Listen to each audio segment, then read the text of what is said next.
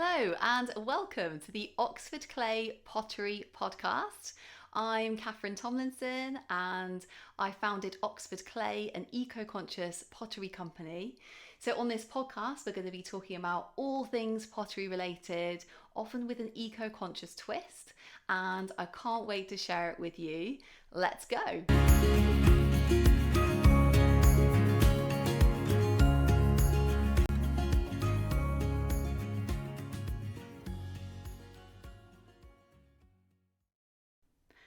Hello and welcome back to the Oxford Clay Pottery podcast. And today, in this episode, we're going to be talking about warping. Now, I have to say, I think warping is in my probably top three most annoying things that happen in pottery. And the reason for that is because it often doesn't show until the very last stage of pottery. So you've made this beautiful pot, you've bisque fired it, everything's looking amazing, and then it comes out of the glaze firing, kiln firing, and it is warped. And you're like, what happened? It's so annoying. So warping is essentially when your pot goes into a kind of weird shape that you didn't want it to go into. So for example, it could be a mug that goes into an oval. It could be like a pot you've made kind of slumping a bit. It could be like something you've made like a hand built pot, kind of twisting or something. It can happen to the spouts of teapots quite frequently. They can often twist. So that is warping. So yeah, not ideal, because you want your pots to be round. I mean, people generally expect round vases and round mugs. So sometimes it can be like, a huge waste of sort of time and energy because you've got to that final stage. And at that point, then you can't use your pot, and you can't sell it. No one would want it. So it can be really frustrating. So I've experienced quite a lot of pots warping, and this is because I do throwing, but I also do slip casting, and slip casting is notoriously prone to warping pots. It's very annoying. So I want to just talk through some really cool things I found that will like stop warping from happening. So first of all, I'll just talk to you about like why warping happens. I've been investigating it very thoroughly, why warping happens, and then some kind of things I've found that will help with the whole warping situation. Just in case it's happening to your stuff and you're getting really like, no. And so here's some top tips basically to stop warping from happening. So the first thing to say is that some shapes are just prone to warping. And I had this particular mug which I used to make in a slip cast mould, and I made the mould myself. I threw the cup as the shape, and then I made a mould out of it, and then I would slip cast the mug. And for some reason, it always warped when I fired it, and I just couldn't work out why. And in the end, I just had to stop making that particular one. So I don't know what it was about that shape, but something to do with the tensions. It was kind of like a shape which had quite a large base, and then would go up to a kind of smaller, more rounded top. It would always warp. So what I ended up doing was just giving up on that shape completely. So that's what I'd say. I'd say like generally hand thrown stuff doesn't warp as much as slip cast pottery does. But if you've got a shape that you just can't stop from warping, it could be the shape that's the problem. So that sort of brings us on to our second point, which is the type of clay that you're using. So as I was just saying, hand thrown stuff and hand built stuff, pots don't warp as much as slip cast stuff does. So essentially it could be the clay that you're using. So if you're using like an extremely plastic clay, say like a porcelain or some Some clays are extremely smooth. They have like high quantities of like say like quartz in or feldspars in. Those clays are more prone to warping than clays which are high in like ball clays or grog. So if you're making something, say like on the wheel, then you can choose a clay which is specifically for hand throwing, and specifically for strength. So clays, if you speak to your pottery supplier, some clays are specifically kind of designed to stop warping, and some clays are specifically designed to be very kind of, so like translucent, say like a porcelain, and they will be more prone to warping. So it could be like the type of clay that you're using. So if you're hand building and you don't want any warping in your hand built stuff, it could be that you're using a clay which won't really warp anyway in terms of the temperatures you're getting to, because generally warping happens at very high temperatures. Then you could use a clay. You could either use a clay which is specifically for hand building, or you can use a clay which has got lots of grog in it. So grog is essentially where a pot has been fired and then crushed up into like a kind of powder and then added back into clay. So it adds a lot of strength to clay. So clays which have lots of grog in them, say like if you think about like a crank or something with lots of grit, you don't really want to be hand throwing with that. I've tried, but it really does hurt your hands. So generally they're kind of just more like for hand building, but they do have loads of strength, those clays with kind of like grit and grog in, so they will definitely be less prone to warping. Okay, so the next reason that pots can warp, number 3, is that you can accidentally knock a pot. Say like if you've thrown a bowl and you accidentally knock it when you're taking it off the wheel, and you kind of folded one of the sides in. You fold the side back, everything's fine. It looks the same as it did when you threw it. It's all good. But then when you come to fire it, quite often that knock that you did will re-emerge in the firing. And that's because clay has a memory. I don't know why clay only remembers bad things. I don't know why it doesn't remember the pot that you made in the first place before you knocked it, but it's really frustrating. But clay does have a memory. So anytime you accidentally knock a pot, or a bit's folded in, or you don't want it to go that way, or it accidentally did, it's really good just to bear in mind that like that could come out again later on in the firing, which is super annoying.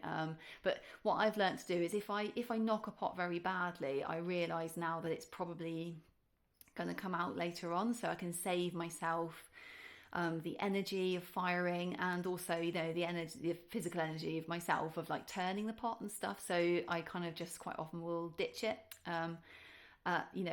as I've just made it, if I make a mistake like that, because I know it's kind of like a whole waste in the future sort of thing. Okay, so that brings us on to number 4, which is that if something has an uneven thickness, if a pot is say like thicker on one side and thinner on another side, that can quite often kind of pull it out of shape as well in the kiln. So I think that's what was happening to some of my things. I think when I was slip casting it, one side was maybe a little bit thicker where I poured the slip out of the mold, and then that kind of like even though it was only probably a millimetre or so thicker, it still kind of pulled it out of shape when it was in the glaze firing. So this is kind of less like it's like a less important point really if you're hand throwing, because generally you'll have like the same thickness all the way around because you're throwing a pot like that. But it can be especially a problem like with slip cast stuff. So the quality of your mold is really important. So is your mold kind of even to start with? Is it creating bits which are thicker than others? Those are the kind of things you can look at if you're having loads of problems with warping and you think it might be to do with the thickness of the walls of the pot when you're slip casting. Okay, so the fifth and final point is that it could be, this is slightly related to the type of clay you're using, but so different clays obviously made up of different ingredients, and this is just a note about specifically like slip cast warping. So in terms of like making up your own clay when you slip cast. When I first started slip casting, I actually used, let me just get the recipe book. I used this recipe book called, it's such a fantastic book, it's called The Essential Guide to Mould Making and Slip Casting by Andrew Martin. And so this book is really the definitive guide in terms of like making your own moulds, and it's got loads of like slip recipes at the back, which is like really fantastic. So one of the recipes which I used is basically, it contains quartz, ball clay, china clay, and also feldspar. And when I first started making this slip up, I used soda feldspar, and that was because it was like one of the feldspars that was like quite close to me geographically. I wanted to cut down on like the carbon footprint. So it was from Spain, it was mined in Spain. So I used soda feldspar, and I was making these big kind of wide bowls in a slip mold, and almost every single one of them warped, and I just could not understand why. Okay, a couple of them I did knock, that was why, but I just couldn't understand it. I was like, why is this not working? I'm following the recipe, you know? And then I read about the fact that soda feldspar actually has a lower melting point than other types of feldspar. So compared to like potash feldspar, it has a lower melting point. So I didn't want to use potash feldspar because my nearest supply was in the America and USA. So instead I opted for a feldspar which was in the middle in terms of like melting temperature, and that was FFF feldspar, which the source I had was from the pottery supplier, was from Finland. So I thought that's a great kind of like, you know, it's quite close to the UK in terms of like, you know, cutting down the carbon emissions from haulage, and you know, hopefully there'll be less warping from the feldspar melting effectively at the really high stoneware temperatures. And yeah, it worked basically. So if you've still got problems with warping, you've looked into all those other issues, you know, 1 to 4, it could be that if you're using a slip, it could be that the melting temperature of your, you know, clay, slip casting slip melts like slightly too low. So, you know, it could be just about replacing a feldspar in there, or it could be about increasing maybe the percentage of ball clay in your casting slip. Yeah, okay, so let's run through the top tips in terms of stopping warping after we've gone through the reasons why, you know, why warping happens. Okay, so number 1, you could just have a kind of shape which is just potentially never going to work, especially if you're slip casting. So you know, obviously try those other things, which I did, but I still had this shape which just always got pulled out of a round shape. It was a mug, always got pulled out of a round shape when it got fired. So it could be the shape of your pot if you're slip casting, especially. Very unlikely if it's if you're throwing on the wheel. Okay, so it could be the clay you're using. So are you using a very plastic clay? And if you are, could you switch to one which is more, you know, got more ball clay in, more grog in, built for, you know, the purpose which you're using it for, either hand building or throwing on the wheel. So just check your clay's not too plastic. Okay, so the third top tip is avoid knocking your pots. Obviously easier said than done. And, you know, obviously pottery is just about making mistakes the whole time. So, yeah, you know, we don't knock our pots on purpose, but just be aware that it could, you know, even if you set it back and it looks fine, it could be, you know, further down the line, that problem could surface again later on. Okay, so the fourth top tip is to make sure your pots are an even thickness all the way around. If they're not an even thickness, one of the walls of the pot could pull the other one out of shape in the kiln. So make sure it's even all the way around, and there'll be even strains on the pot when it's fired to the high temperatures in the kiln. And then the fifth top tip is, if you tried all those other things, it's still not working and you're slip casting, it could be that you're using a slip with a feldspar or like a soda feldspar in it, which is melting at too low a temperature for what you say like a stoneware high fire glaze firing. So you can switch to a different kind of feldspar, potash feldspar, FFF feldspar, and that might sort the problem out.